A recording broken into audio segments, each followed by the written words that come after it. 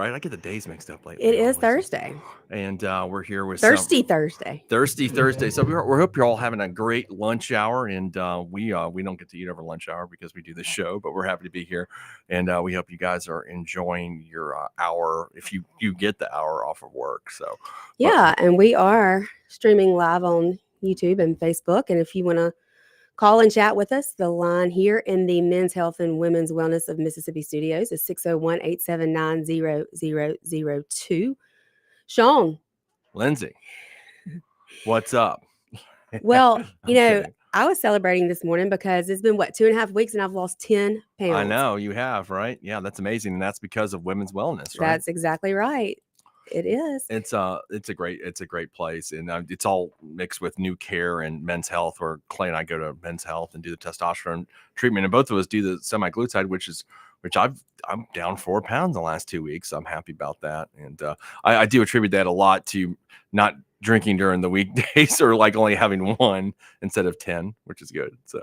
Yes. But no, the semaglutide. That's another thing about my dad and I were. He was on it. We were talking about it the other day, and to me, it always makes me not want to drink. It's got that effect if you look at some of the side effects. But y'all, I'm trying to teach Sean how to make the cameras look right. He's just not working. Yeah. Yeah. So I mean, I think so it's got a lot of other. Yeah, it has a lot of health benefits. There's definitely a lot of health benefits, and even cardiologists now are using it for their heart patients, and they're seeing a ton of benefits there. There's benefits for sleep apnea. I mean, just a whole lot of different things. So it's not just for people with diabetes. It's a great way to. I mean, it just keeps you healthy in a lot of ways for a lot of different issues. Yeah, it's tons. And again, like they Women's Wellness, New Care, and Men's Health, they do testosterone. They can be your primary care physician, like they are for me. And they do semaglutide. They are a one-stop shop for your health. Basically, yeah, they do. I mean, lab work. They, all of it. They can get you scheduled for routine mammograms and all the things that you need. It's the best place, and beauty as well. I mean, they have great skincare. They offer Botox, facials, all different kinds of new technology over there. And women, you really need to go check it out. It's an amazing place. Yep. So we've got some really good news or breaking news for you today. So the Mississippi Today has dropped another report on our local Goon Squad, as we all know it by now. It's been a few years of that. And Mississippi Today and the New York Times, I guess, continue, Lindsay, to dig into this. I don't think they're giving up. I was talking to somebody this morning after I read it. I said, man, Jerry Mitchell and the crew are relentless. They are relentless, Yeah. So they so they dropped a new article today, and it's about some of the former lawsuits that happened over the years with the Rankin County Sheriff's Department under Sheriff Bryan Bailey, and it's essentially it's trying to say what did the sheriff know, because apparently he has claimed in some depositions recently in the lawsuit, I guess it was a lawsuit related to Jenkins and Parker, that he didn't really know about a lot of this stuff according to the article. And I find that incredibly hard to believe. Yeah, I mean, it sounds a little crazy that he wouldn't have known. So this article that's dropped in the Mississippi Today kind of refutes all of that, because there have been several lawsuits against members of the Goon Squad, Lindsay, that have happened over the years, particularly Brett McAlpin, who was kind of, I guess, the ringleader of them, who had 4 separate lawsuits against him. I'm not exactly sure since what year, but over the course of maybe the last 10 years or so, he had 4 separate lawsuits alleging some sort of, police violence or misconduct or whatnot. And those were just kind of swept under the rug? I mean, what came of them? Yeah, see, the article doesn't outline, and the person I was talking to this morning, I said, do we know what the outcome of the lawsuits were, or were they settled, were they dismissed, what were the things? But I did find it interesting that McAlpin, who obviously we know has committed crimes because he's pled guilty to that and he's in jail for basically ever, that has committed those kinds of acts. So it's not unthinkable to think that he would have done that before, and apparently on 4 separate occasions and 4 lawsuits that were alleging that. I'd like to see. I wish Mississippi Today had actually included that in there, but I do think it all is pretty interesting. And part of the article, I guess, goes and talks about a deposition. Was it that Sheriff Bailey had given this year? Is that right? Or last year in the case? Yeah. Do you remember that? I don't remember that part. Yeah, there was they're saying that Sheriff Bailey had given a deposition that where I guess he had said something as like he didn't know, or they didn't have a way of tracking the complaints, something like that. That's a record I remember. Well, wouldn't that be under his watch? I mean, shouldn't that be something he was concerned with?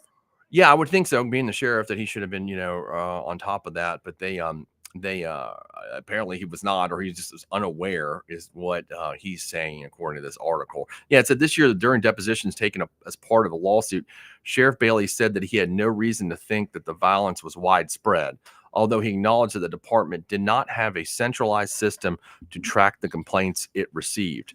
He said the FBI never indicated that there were problems at the department. So that's the other part of the story. The FBI looked into a lot of this stuff too, and they didn't end up prosecuting anybody before the Goon Squad stuff came out.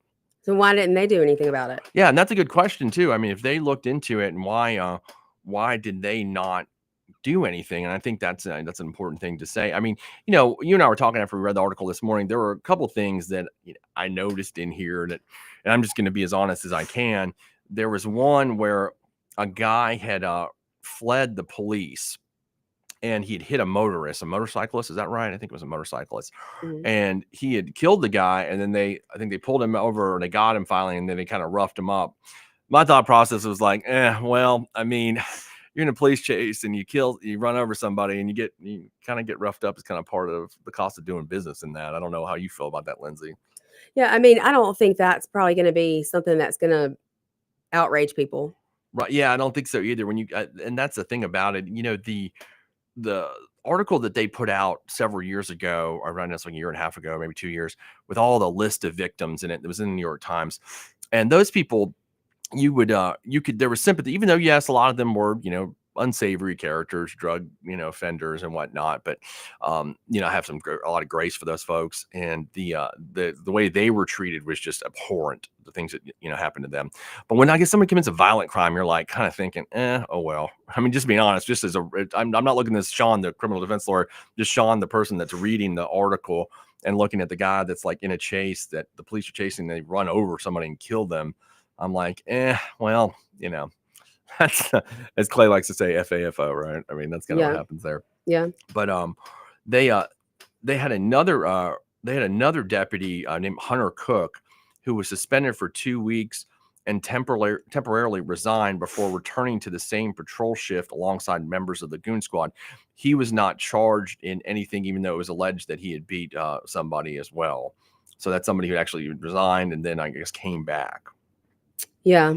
Yeah. And but there was one of the deputies that he got a promotion. Right. That's correct. Yes. But he was let go when the investigation started. So it makes you think, that's interesting. Yeah. What were they hiding with him? Yeah, that was Deputy Cook, right? And he said, he actually, he's quoted in the article, he says, I take full responsibility for my actions. I was singled out because the department was trying to look better. So apparently he was like promoted after some incidents he was involved in. And then once the Goon Squad thing came out, they let him go, according to him. And I think he'd actually tased someone in the face, if I'm not wrong. That was what the allegation was. Deputy Cook did that. That he actually tased someone in the face. Yeah, something with a taser. Right. So, and so then it says he was forced to resign. So I mean, that makes you think that they probably would have found out a whole lot of other things about him when this investigation started. Right.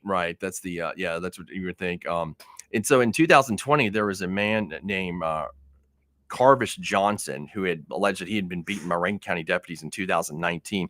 In 2020, he sues the department, and he accused a group of deputies, including Brent McAlpin and Christian Dedman, who were central figures in the whole Jenkins Parker case, the Goon Squad, the infamous case now, of beating him with their fists and a metal rod during a traffic stop. It's kind of similar to like several assaults that the other victims described. A deputy put a gun in Johnson's mouth while he was handcuffed, according to lawsuit. Johnson said in the complaint that they beat me like a slave. Although deputies did not mention any use of force in the arrest reports, a photo taken of Johnson while he was in jail shows his face bandaged and swollen. The FBI, Lindsay, also got involved in this one. because his family reported it to them, and they did not charge the deputies in that. So that's interesting too, like why the FBI and the FBI has also declined to answer any questions about this. Yeah, which is interesting. It really is. I wonder what the thought process there was. But their lawsuit was settled for $30,000.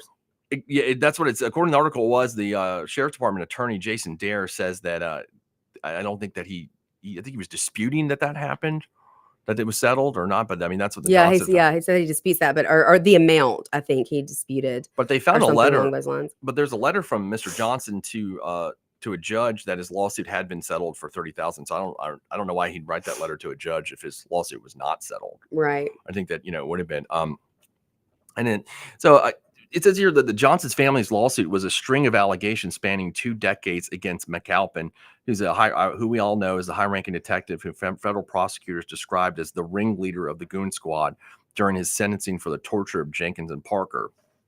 In the years leading up to his conviction, McAlpin had been named in at least 4 lawsuits that he had used excessive force. So, I mean, we know McAlpin is the kind of guy that uses excessive force. And I mean, if you're the sheriff and there's been that many accusations, how can you possibly claim that you didn't know anything was going on? That's my thought process, Lindsay. I mean, with all of this out there, and there seems to be quite a bit of it, and I hear from the grapevine that a lot more is going to come out, and which, I have no reason not to believe that, because it keeps on dropping out. Keeping a new article about the Goon Squad and digging into this. Like I said, I think Jerry Mitchell and the crew are not going to let this go. I think looks like their life's work. I was describing it to someone this morning of, like, how I talked to you about the Byron Della Beckwith case, the man that killed Medgar Evers, in the early 1960s. Jerry started reporting on that, I think, in the late 1980s, and he uncovered what was called the Mississippi Sovereignty Commission files. Do you know what the Mississippi Sovereignty Commission was? No. It was a state agency that was there to ensure that we kept segregation, pretty much, that we ensure segregation. And they had closed those files. I think they opened them up at some time where Mitchell was able to look at some of them, and he found some reports that there had been some jury tampering in the original Beckwith case in the early 1960s. This led to a reinvestigation of the case, and then eventually the Hinds County District Attorney's Office, as you know, re-prosecuted Beckwith, which would have been his actual 3rd trial that he was convicted of in, I think, 1994. But that was based on Mitchell's report. I don't think if there wasn't a Jerry Mitchell, there never would have been a prosecution of Byron Della Beckwith, which to me is one of the greatest prosecutions in the history of the state. And it was something that the state sorely needed, and was a great message to the country that we did that.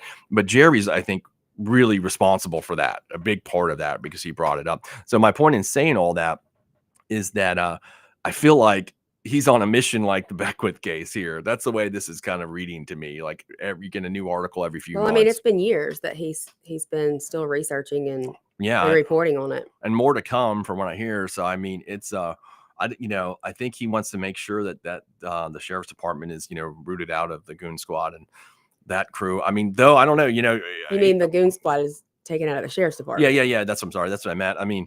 And as we've seen, he's not even letting go. I mean, heck, he's going to breakfasts and recording. He's the one who recorded Steve Gaines and all that stuff. Yeah. So he's on the prowl. But you never know where he might show up.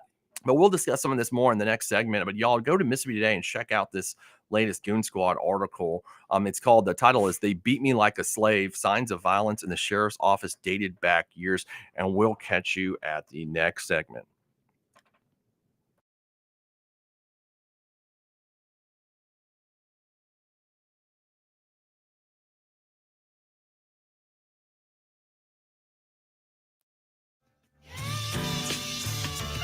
.1039 WYAB. Americans for Prosperity is Mississippi's and the country's leading grassroots organization dedicated to promoting economic freedom and personal liberty. Americans for Prosperity advocates for limited government, free market policies, and empowering individuals. When given freedom and opportunity, Americans are capable of extraordinary things. If you are ready to make a difference in our community and want to get involved, then visit americansforprosperity.org. Be a part of positive change at americansforprosperity.org. Paid for by Americans for Prosperity. Bailey. Pure Air Consultants has always been your go-to for reliable and affordable heating and cooling systems, and now we are offering day and night brand to avoid the 25 to 30% increases that everyone is talking about. With day and night, Pure Air Consultants professionals can install a reliable system with a 10-year system warranty, and right now receive $20 off on service diagnostic fees. Call us today, 601-939-7420, mypureairconsultants.com. Are you looking to get stronger, fitter, and push your limits? CrossFit Fondren is where Jackson trains. Whether you're a beginner or a seasoned athlete, our expert coaches and supportive community will help you crush your goals. Join us for high-intensity workouts that build strength, endurance, and confidence. No gimmicks, just real results. Try your first class today for free. Visit us at CrossFitFondren.com or stop by the gym, 3002 North Mill Street in Jackson, in the heart of Fondren.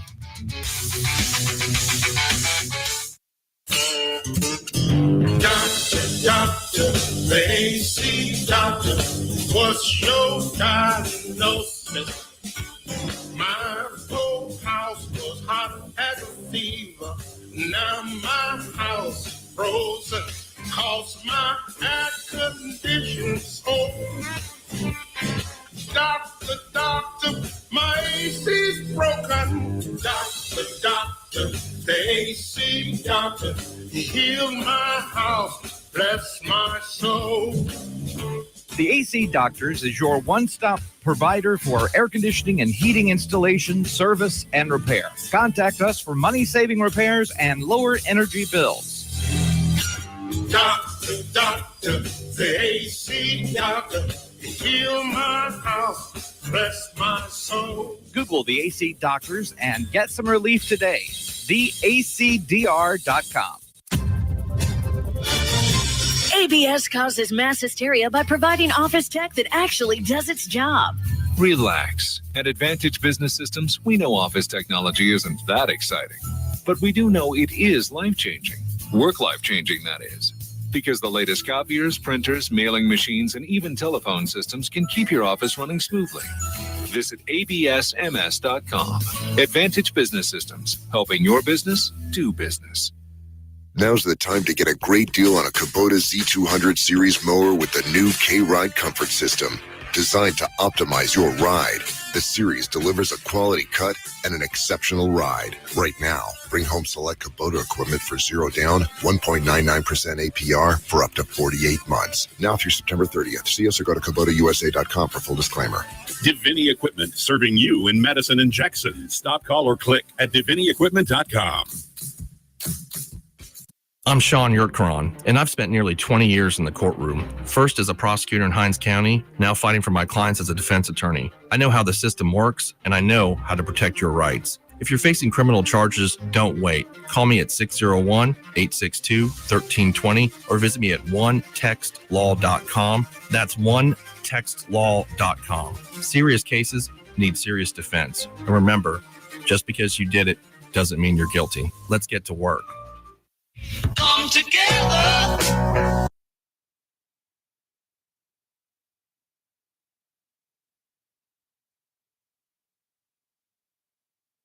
Welcome back to Crossing the Aisle, where we are discussing the latest article in the Mississippi Today about the Rankin County Goon Squad, which it feels like, Lindsay, we've talked about that for years now, years and years. I mean, I think it has been. Yeah, it's been going on for quite a while. So it just and more keeps coming to light. And just a recap of what happened. So the Mississippi Today came out with a report where the reporters, assisted by legendary reporter Jerry Mitchell and his team, about different incidents that occurred with either members of the Goon Squad or other deputies over the course, I guess, about the last 10 or 15 years. And they had interviewed people involved in this. People had sued the department. And basically the implication was that Sheriff Bailey had to have known that the Goon Squad was doing these kinds of things, because it was just, there were that many complaints and lawsuits of that nature. One of the first ones was in 2012, a Rankin County deputy used his patrol car to ram into a teenager's vehicle as the teen tried to flee custody. And I think, Lindsay, this is a teen that was involved in the armed robbery, right? That they hit his car. I believe that's right. And the FBI and Sheriff's a teenager he was running from the police after committing an armed robbery. Yeah. And so the FBI and the Sheriff's Department reviewed videos and confirmed the act, along with a deputy allegedly threatening to kill the teen. But although the FBI investigated, no criminal charges were filed in that case, Lindsay.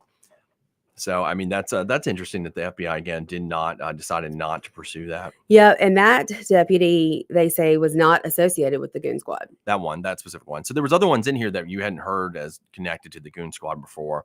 Then there was another incident where they beat a guy with a metal rod, and once he was handcuffed, put a gun in his mouth. FBI investigated that one also and didn't choose to refer that, I guess, for prosecution. But I believe that was the one that the man said that he had settled the case, and there was that letter to the judge that they verified that he's saying that he settled for $30,000. Well, I mean, I think they beat both of them. Right. Yeah, they beat both of them. So, and then there was a tasing of a detainee in a patrol car in 2022, I believe, where he was tased in the face by that Deputy Cook, who was later he was promoted, then later had to resign during when the whole Goon Squad thing came out. Yeah, they also claimed that some of these officers were shouting racial slurs during these beatings, and conveniently enough, the body cams don't exist. Okay, so there isn't any body cams of any of this. At least not of this one. Okay, yeah, I mean, Dare said he could not locate the video from Archie's arrest, mm-hmm. but it was 14 years ago. Right. Yeah, so I mean, there is a lot of documented investigations, lawsuits going back years. That's just how long has Bryan Bailey been sheriff? I think since like 2011, I believe that's right, somewhere around there. So I mean, he's been there for all this. Yeah, and he had no idea. I mean, I think he was quoted as saying, "I never would have thought this would happen here, or I never would have dreamed this would be happening here." But all this has happened, and you're saying that you had no idea that any of this went on. I mean, I just find that rather ridiculous. Yeah, it's a little hard to believe that he wasn't. Not a little. I mean, well, completely hard to believe. Is that better? Yeah. Yeah, that he didn't have any knowledge. I'm sure someone had to tell the sheriff, "Hey, look, we got a lot of deputies that are kicking people's butts and shoving guns in their mouth and doing things that we need to stop them from doing." Well, I remember some of these victims saying that they went to him, that they went to Bryan Bailey, and were ignored. Yeah, I mean, that's true. There were that happened on several occasions, and of course, there's the case, that people probably don't remember of and this is public knowledge and been written in the New York Times and the Mississippi Day. Our friend Fred Shanks, who we know, whose I guess cell phone records were subpoenaed by the sheriff by using a grand jury subpoena, and then the records of, I think, either a middle school, high school principal, I can't remember what he was, where he was trying to check on whether his girlfriend, which was Fred's ex-wife, was messing around on him using the grand jury, which is an obvious problem that he was doing that at that time. And nothing happened. Nothing came of that. Michael Guest referred that to Jim Hood's attorney general office, and it kind of just he recused himself. Yeah, and it kind of just went away. And that, just being in a DA's office for so long, yeah, you can't use grand jury subpoenas to spy on your girlfriend. Well, I guess you can if you're Bryan Bailey. Because he certainly did, and nothing happened. Yeah, I mean, no, nothing came from that whatsoever, and it just, I guess my point is this, Lindsay, you've got to feel pretty comfortable to be able to go to the grand jury and do that. You got to feel really comfortable to do that. I mean, it's almost like he knows he's untouchable, or that he knows that nobody's gonna do anything about it. Yeah, because I mean, or be persistent enough to get something done. I think you're absolutely right, and I think just having worked in that system for so long, like I can imagine somebody, if our office runs the Heinz DA's office. Now, a lot of stuff has gone on in the Heinz DA's office over the years, as we all know, before my time, during my time, and after my time. But if somebody was like, "Yeah, so and so assistant DA used the grand jury to go get the cell phone records of their girlfriend and the girlfriend's husband," everybody been like, "What the?" The married girlfriend. Yeah, we would have freaked. I mean, I would have freaked the hell out. And I mean, I probably would have called the FBI myself and be like, "Yeah, this is bad. Like, this is really bad," because that's a very sacred process using the grand jury, and I mean, that's a total abuse of power. Yeah. I mean, complete and total. Right. I mean, exactly. So, I mean, it is. And when you look at that coupled with all of this, like what you're saying is right. Like, how could he have not known? I mean, I don't so much care about the prisoners working at the chicken farm. That doesn't really bother me all that much. But when you are using your position to do things like that, to subpoena somebody's phone records and text messages, I mean, that's just insane. Yeah, exactly. When it's for like a personal matter that you're Right. using these. I mean, didn't he lie and say it was for some other reason? I mean, I guess he kind of had to. I can't remember what exactly what he said. I don't know. What do you say though? Yeah, you're right. He did say something. I can't remember what it was. I can't remember either. But I mean, Sean, a lot of people don't realize exactly how much power sheriffs have. And really they kind of they can really kind of do anything. I mean, this is something that they can't do though. No, I mean, they do what now? Specifically, you're saying they can't do subpoena for. Oh no, yeah, absolutely right. Yeah, no, nobody can do that. Nobody should be able to do that. I mean, that's. But when you do it and nothing happens, what kind of message does that put out to the public? Yeah, I mean, it's just like you're saying. I mean, you can do anything you want, so it just you're kind of all powerful. I did actually have to pull up the article. I mean, so it's in 2014, Sheriff Bailey issued at least 8 grand jury subpoenas to obtain phone records belonging to his department assistant, Christy Shanks, who was still married to Fred Shanks at the time, even though no criminal investigation justified those subpoenas. This raised serious conflict of interest concerns. The local DA, Michael Guest, reviewed the situation but chose not to pursue charges and recused and gave to the Attorney General, Jim Hood, at the time. And so, it said Bailey never faced any criminal charges but came under scrutiny. It said included being questioned by the FBI. So that's kind of the gist of that. I mean, I can read this in all the legalese you want, but it essentially boils down to like a guy wanted to find out if his girlfriend was messing around with somebody, so he tried to get her. There was a petition to have him removed from office, and they had a ton of signatures. And I mean, I don't know exactly how many you have to have or how that process works, but I know they had a lot, and I know they were out every Saturday morning collecting more. Mm-hmm. And so there are a lot of residents who are not okay with his actions and do want to replace him. But in the last election, I think he ran unopposed. Yeah, but the Goon Squad thing had just happened, so I think it was not fully out in the public zeitgeist like it is today. Yeah, but I mean, but like we're saying, that's not the only thing. I mean, using your power to subpoena phone records, and it's not just the Goon Squad that has angered a lot of people when it comes to Bryan Bailey. Yeah, no, that's true. I mean, there's obviously there's Mississippi Day ran an article about how he allegedly may have helped his daughter's boyfriend, Stephen Frederick, who's involved in the Capitol Police, situation that we've been discussing with Michael Reinwald. Did he wreck a police vehicle? Something like that. And was drunk? Yeah, and then the trooper allegedly did not show up conveniently to the court date, so it was because dismissed. Wasn't it alleged that he called him and asked him not to, or he called and asked for a favor? Those are the allegations that he may have done that. That's not been confirmed yet, but yes, that's the allegations that may have happened. And the trooper did not show up to the court date, so then the DUI was dismissed. And I think Frederick wrecked it was a I think it was a DPS vehicle, if I'm not wrong. I could be wrong about that. It may be another department, but then he moved departments, right? Yeah, or maybe he was maybe it was Scott County. I can't remember which one. It's been a while, but one of those he wrecked a public vehicle. Was what my recollection of that is. And then the DUI was ultimately dismissed because the trooper didn't show up. So, there's been a lot of shenanigans going on over there in Rankin County. That's the best way to put it. I can. I mean, and Jerry Mitchell and those guys apparently so they're not going to let this go. Going to keep on, which they're supposed to do. That's good journalism. They're trying to tell the public what is going on in their communities, what their tax dollars are paying for. And I think that's really, really important. So I'm glad those guys are doing a good job. Yeah. Well, we got to go to our next commercial break, but y'all stay with us, and we've got more for you right here on WIB 103.9 Crossing the Aisle.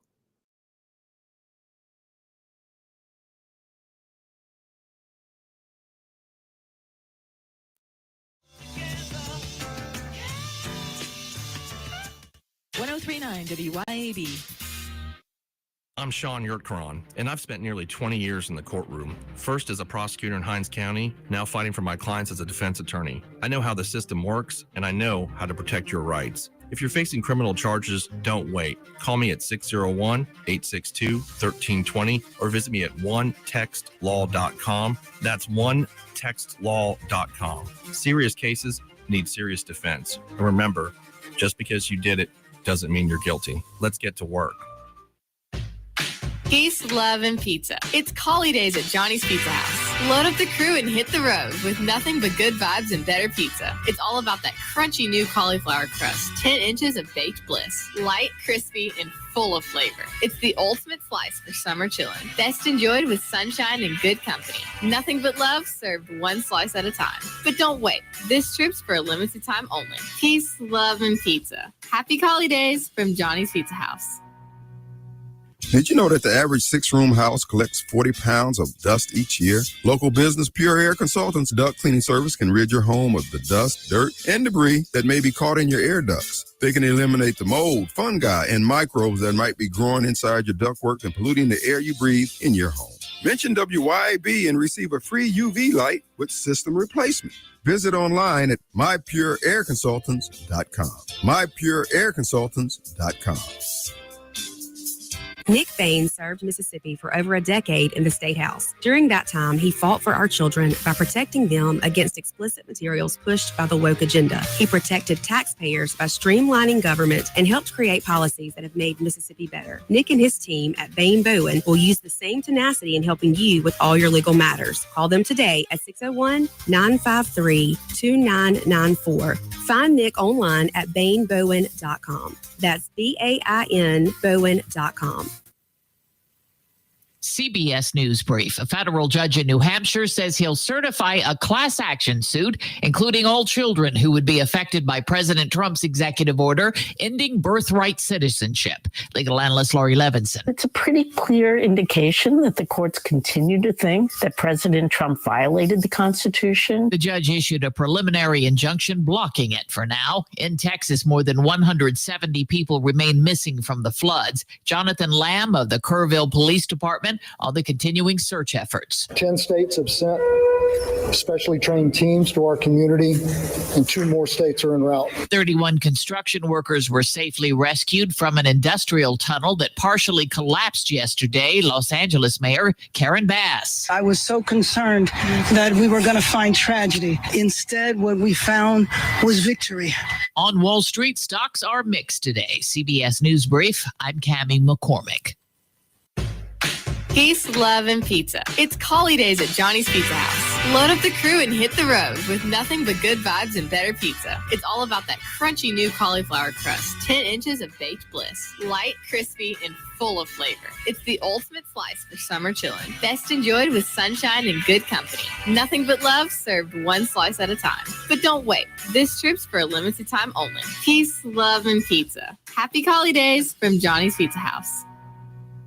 Attention homeowners and business owners. Complete Exteriors is now Elite Roofing and Gutters. Are your roof and gutters storm ready? The folks at Elite are your local experts in storm protection. Now is the time for an inspection and for proactive solutions that ensure your roof and gutters can withstand any storm. Get up to a possible $250 rebate on a new roofing system for all active military, veterans, and retirees. Online at EliteRoofer.com. It's time to put a little more sizzle in your red-hot Mississippi summer at Mazda of Jackson. Drive away on your road trip with a boost from Mazda of Jackson's $1,000 off owner loyalty reward and low 1.9% financing on a 2025 CX-90, CX-70, and the Assembled in America CX-50. And take advantage of the pre-tariff inventory before it's gone. It's time to choose Mazda. Shop online at MazdaofJackson.com or visit Mazda of Jackson, I-55 Frontage Road in Jackson. Looking for the perfect spot to unwind with friends and family? El Patrillo Mexican Restaurant is calling your name. With locations in Flowood and Cross Gates, Brandon, El Patrillo is the cozy, family-owned gym where great food meets great times. Enjoy El Patrillo's signature margaritas and happy hour specials that keep their customers coming back for more. Indulge in their authentic Mexican dishes prepared with love and served in a warm, family-friendly atmosphere. Come to El Patrillo and taste the traditions. El Patrillo, where family, flavor, and fun come together. Come together right now.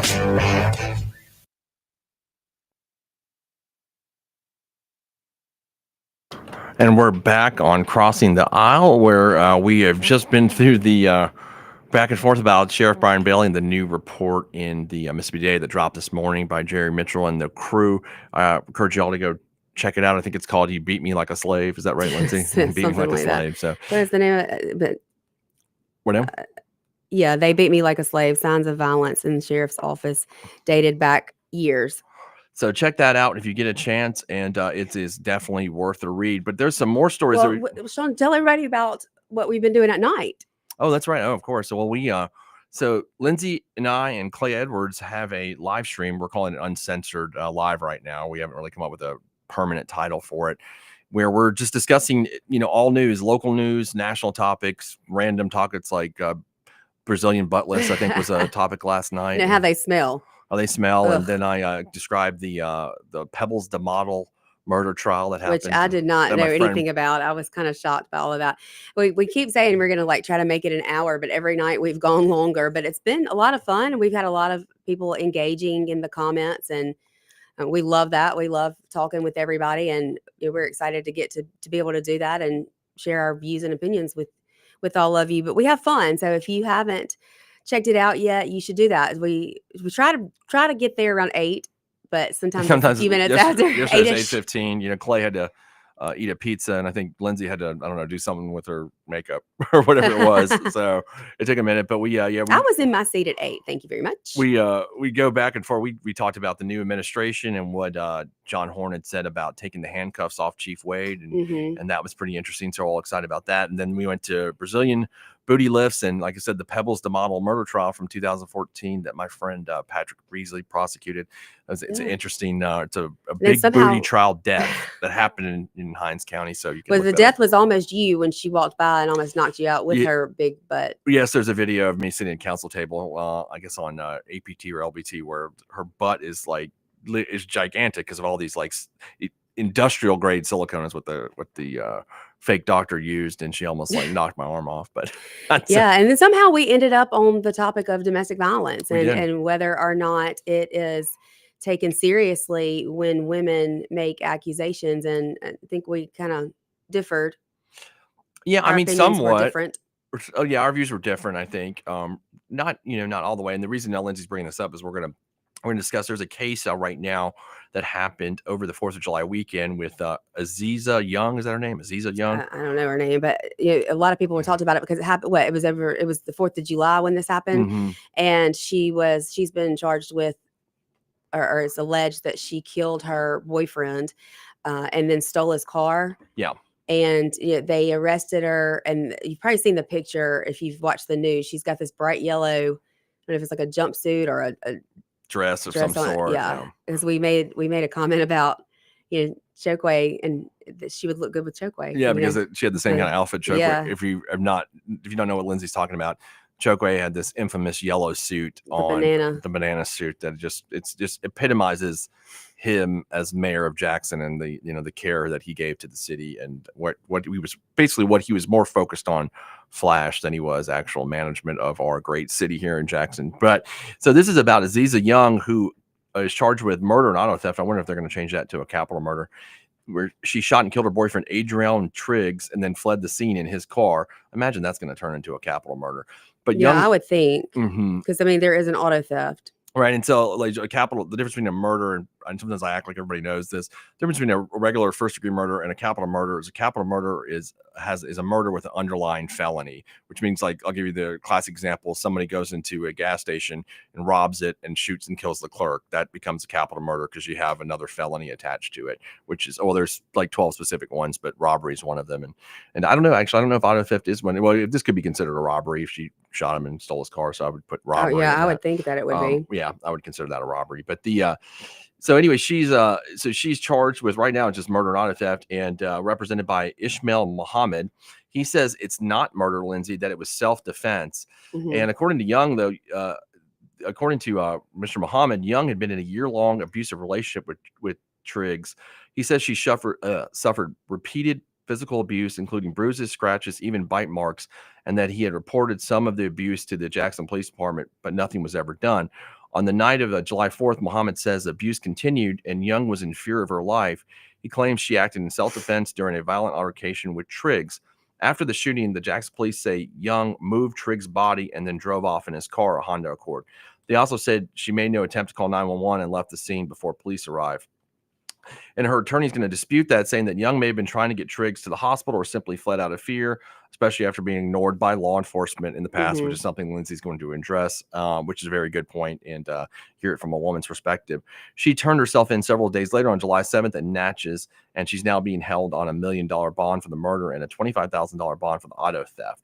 So Chief Wade's saying he's going to let the judicial process play out like it always does, and it's not his job to determine what happened. That's up for the lawyers in the court. So, Well, there are some pictures in the comments, and I don't know who has posted those pictures, or if they're actually of her. But if they are, I mean, it looks pretty bad. I mean, looks like there was an abusive relationship here, and what do you do if you're a woman and you're being beaten up like this, and cops don't take you seriously? And I mean, I've seen it happen so many times. I know people that this has happened to, that they have reported this, and a lot of times they go back, and so they don't get the sympathy from law enforcement or the protection that they probably deserve, because they're looked at as, well, you went back to it. And I think it's pretty harsh, because when you're in a situation like that, I mean, not only have you been abused, but your self-confidence is destroyed. I mean, a lot of these women have been mentally abused at the same time, and they don't believe they can get out. And so it's just a tough situation. And I think a lot of times that it's not taken as seriously as it should be.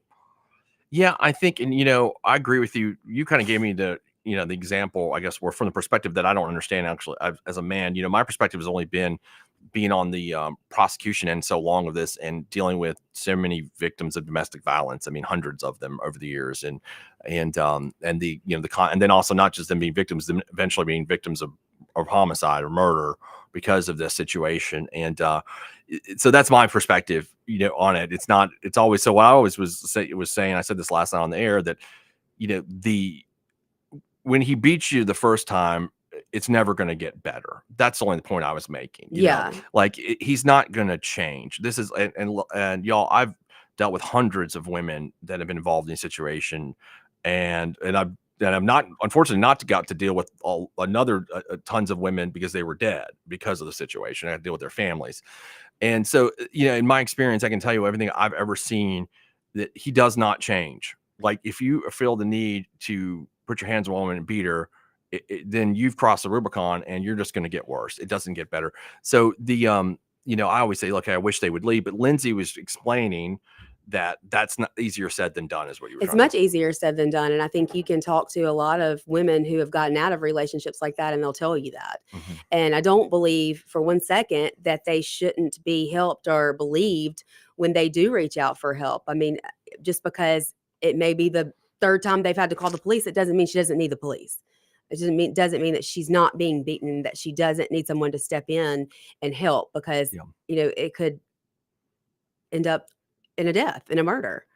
And I feel like it's much easier to blame and shame the victim and say, oh, well, you should have left the second that you saw any type of sign in this man that he was going to be this way. But I think that's not.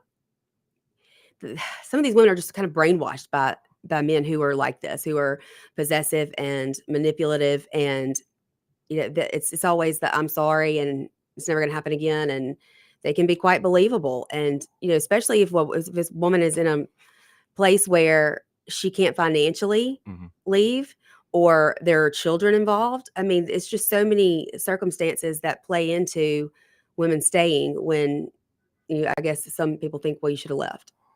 Yeah, I mean, well, of course, I think you're pointing out, it's easy for me to say, even as a prosecutor, like, why didn't you just leave? It's not I'm not blaming them necessarily. I'm just saying this would have been the best option, because it was, I know this, I'll state this as a fact. It's never going to get better. He's not going to change. Maybe 1% somebody changes. I don't know, but it doesn't happen.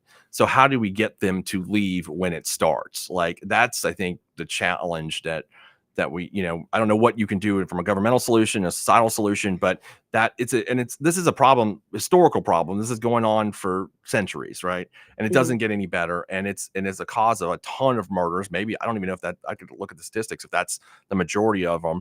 I mean, even the documentary on Hulu that I was on last year, when I prosecuted the murder of Latasha Norman, that's a domestic violence situation. She was a wonderful girl. No one's blaming her, I never was blaming her. I never looked at it that way when I was prosecuting the guy, that Stanley Cole, that killed her. But you always looked at it. I did feel like, God, I wish she had just left, you know? But then, Sean, there is the group of women that do. Yeah. They leave and they still end up dead. That happens too, sure. Because they are, when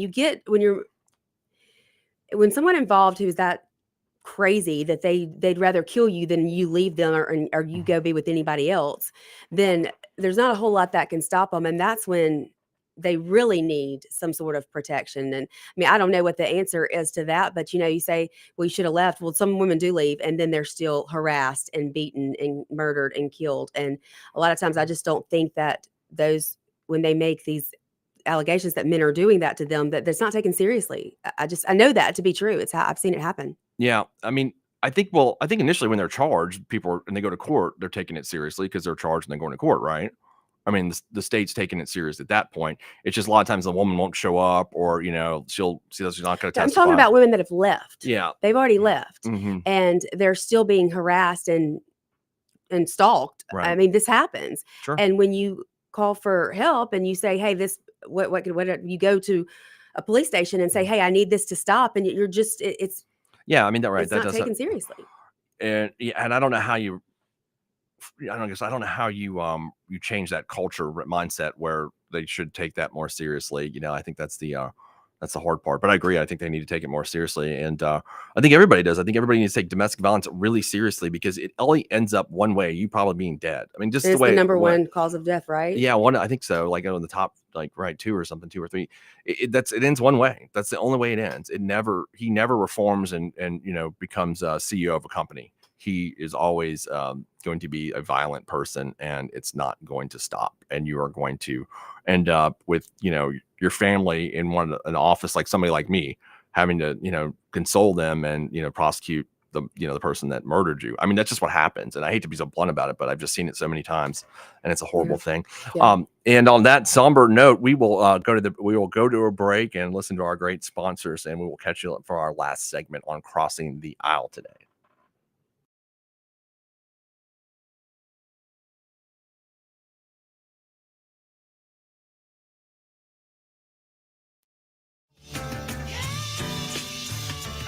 Keep it tuned here to 103.9 WYAB. Looking to elevate your ride? Weston Automotive and Rick's Pro Truck have you covered. From rugged bumpers to sleek step bars, Weston's top-notch accessories will transform your truck into a head-turner. And at Rick's Pro Truck, we specialize in custom installations that bring your vision to life. Visit us today for expert advice and unbeatable deals. Weston Automotive and Rick's Pro Truck, where your truck's potential comes alive. Weston and RPT. Trucks live here.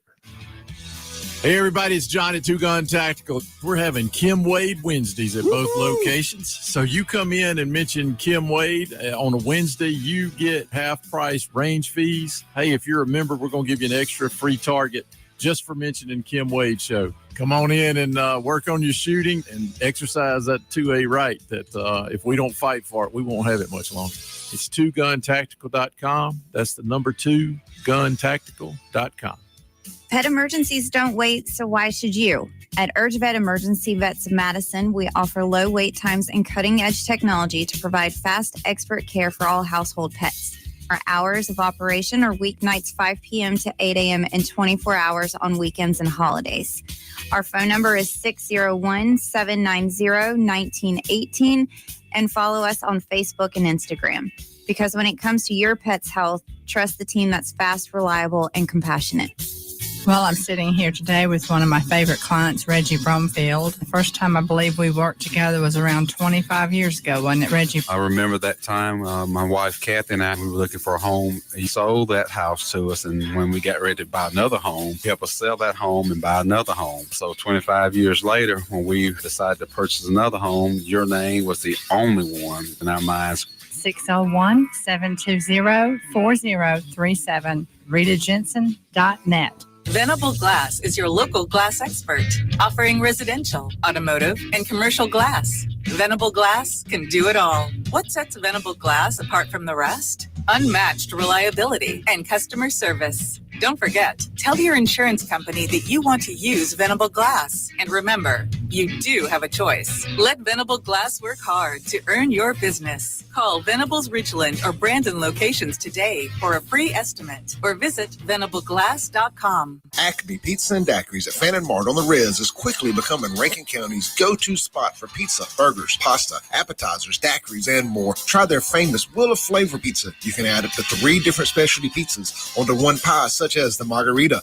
Sergeant Pepperoni, Acme Beat Buster, Pig, Pesto Chicken, the Old Mexico, the Supreme, or hey, just build your own custom pizza. Acme also has a full bar with 9 different frozen daiquiris to choose from. Open daily at 4 p.m. Acme Pizza and Daiquiris. You had an accident. Now you're hearing aftermarket parts, insurance company preferred, and a lot of other noise that serves to confuse you. Call Clinton Body Shop. We'll keep it simple. We are certified by 19 vehicle makers to assure you get a proper repair. We care about your investment and your safety. Call the shop who only wants one partner in the repair process, and that's you, the owner. In Clinton and in Richland, we work for you. We take pride in perfection.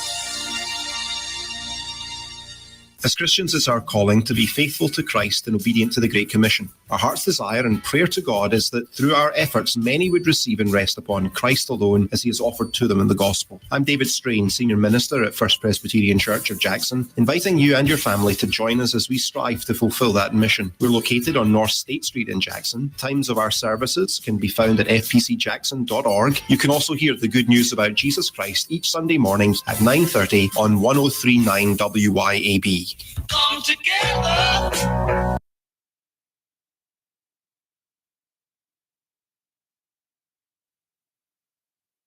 And welcome back to the Crossing the Aisle on Crossing the Aisle, not the Crossing the Aisle, on this great Thursday afternoon, where we're talking about Bryan Bailey and the Goon Squad, and then we've gone on to the case of Aziza Young, who was recently charged with murder and auto theft in Hinds County for killing her boyfriend, Adrian Triggs, where she's now claiming that to be self-defense. And let's get into that with the remaining time, Lindsay.